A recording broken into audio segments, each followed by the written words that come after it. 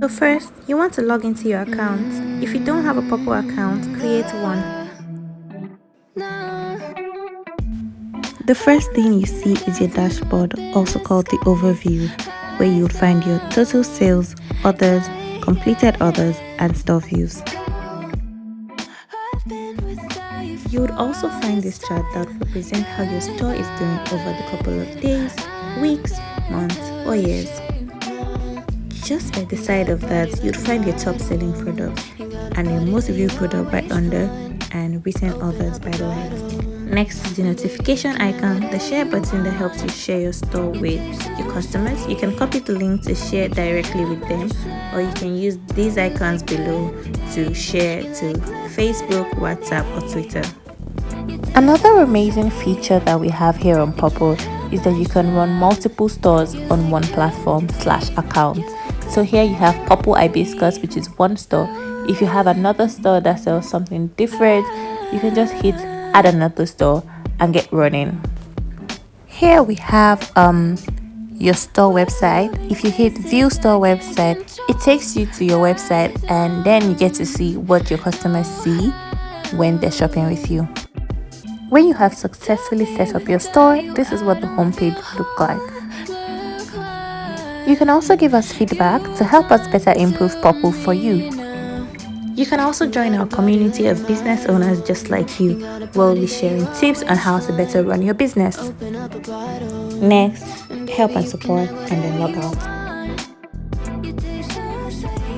Here, you'll find a list of all the orders that you've received, and you can perform several actions on it. Another amazing feature that we have is this. You can create an order yourself. This is especially useful if you run a pre-order business or you just like to keep stock of orders that were placed outside of Popu. You can add the customer that you're creating the order for, and there are no customers at the moment, but you can create new customer and then add the details of the customer and get running.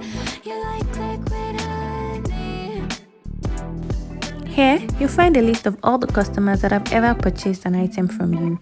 You can also add a customer as you please. This feature is especially useful at the end of the year when you want to appreciate your customers for their patronage. This is where you'll find a list of all the products you have in your store. You can also add products here. The first thing you want to do here is add your product image. Next, you want to add the name of the product.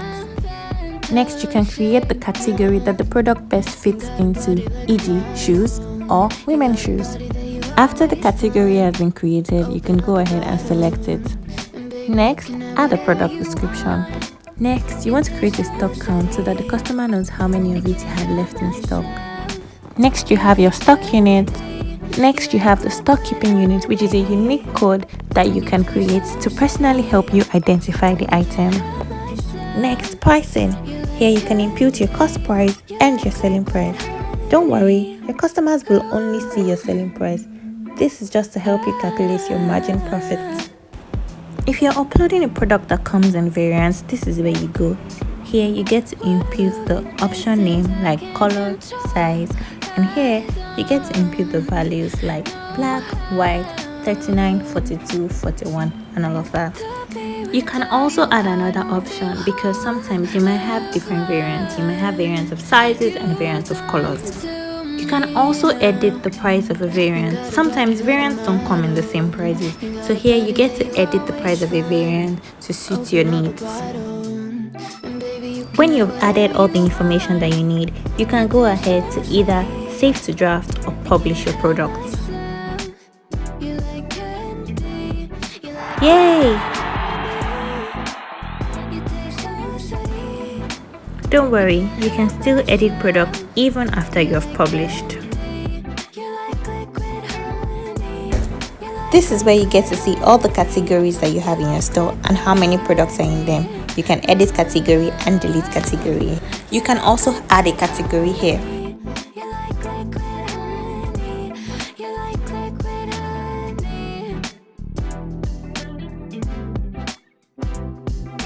So now you first generate a discount code or make one yourself. So hit generate discount code. and then move on to discount type. You either want to give a percentage off, a fixed discount, or free shipping on the other. If you're giving a percentage off, you input the value of the percentage here, e.g. 20%. If it's a fixed discount, you get to input the amount in Naira that you'll be giving off. You also get to input a minimum requirement. Say for example, you don't want to give the discount unless the person has reached a certain amount or has ordered a certain number of items. You can also set a usage limit where you either limit the number of times that the coupon can be used in total. Say you don't want more than 5 customers to use the coupon. You can also set active dates. You can decide to start using the coupon immediately and then set an end date and time, or you can schedule it for later where you get to set the start date and the end date. On the right, you find your discount summary. If everything is all set, hit create discount or go back to edit as you please. The storefront is where you edit the appearance of your website. We have one active template that everybody can use at the moment. Next, you want to add a tagline. The tagline is the heading text of your website. If you don't include a tagline, your store description will automatically take the place of the tagline. On your website, this is where the tagline would be, or store description in any case. Next, you want to include your header image. This is where your header image will be, in the background behind your tagline.